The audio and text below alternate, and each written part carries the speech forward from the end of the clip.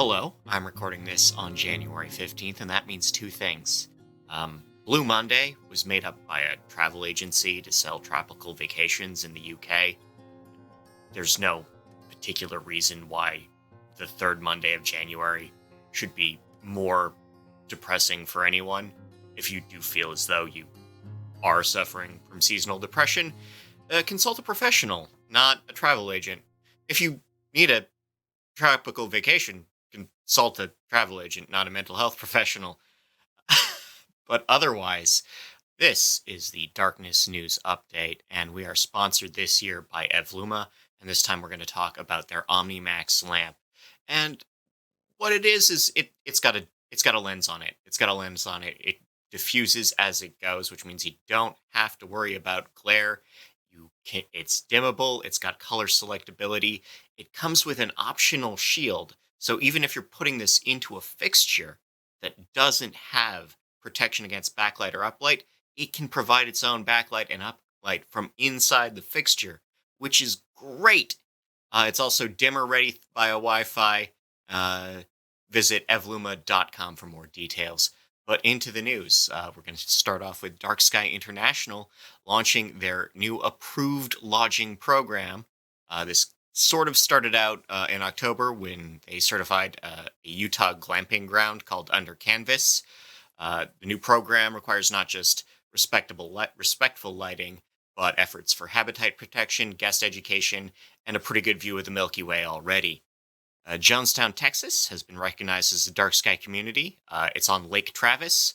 It's wedged in between the Balcones Canyonlands Wildlife Refuge and the Balcones Canyonlands Wild Preserve. In Wales, Presteigne and Norton are the country's first dark sky community.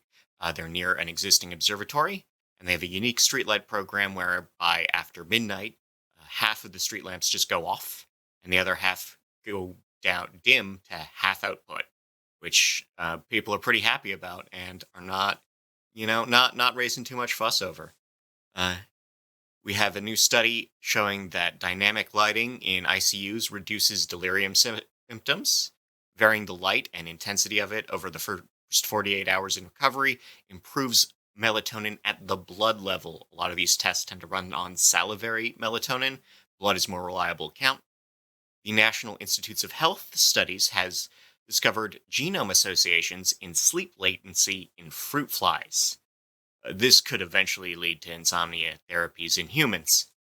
The deputy mayor of Bordeaux wants you to know that if you're afraid of the dark, that's on you. Laurent Guillaumet has been overseeing the city's energy sobriety program for the past year, which has led to 80% of the town streetlights being out between 1 and 5 a.m. And yes, people are complaining about it, but if you're not secure, that's on you, apparently. They are going to be making changes as to which of the 20% of lights are on, but that'll be under the advice of emergency services, not anyone else. In North Carolina, Cornelius may lift a ban on year-round decorative string lights. Apparently, the ban where it was restricted to only holiday seasonal use was not really enforced, so they're going to loosen that up, and we'll see where it goes from there. Davis, California is debating a bunch of lighting-related topics, including the possibility of uplighting trees, which just bothers birds. The town of Tarup in Denmark has set a date for their Dark Sky Fest. It runs from August 31st till September 10th. With art exhibits, film screenings, performances, food. This is in the middle of Denmark. Maybe that's your next vacation. If you're looking for something closer to home, Powhatan State Park in Virginia has begun a year of Saturday Under the Stars programs. These will kick off. They kicked off on the 13th of January, but every other month from here on out, there will be talks and stargazings on Saturday nights. And in Belfast, Starlings have returned to the bridges of Belfast, Ireland, to Murmurate, which is a particular sort of migration that they do. There was some worries that light pollution in the area would cause them to leave. That hasn't happened this year. Still could. Encourage the Irish to adopt better lighting. And we're going to close out with a little talk about Bisei, Japan. And Bisei, Japan is home to an observatory, and that observatory went up in 1990. In 1989, they started work on improving their lighting bylaws, specifically to help this observatory. In 2021, they actually got dark sky status from the IDA, and a study of recent data taken from the observatory shows that the whole region's at a Bordeaux 4, which would be normal for any suburban town. Turns out that for all the work Bisei did, light changes from Fukuyama, Kurashiki, Okayama, other small towns in the area, are starting to spill over to them. And, zanen desu yo.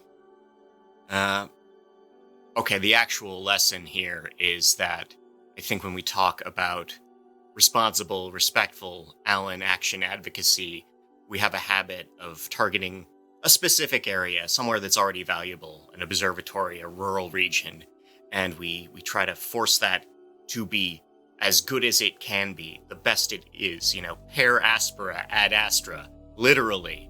And what happened here is that all that effort didn't spill into the neighborhood. It didn't get to good enough in enough places.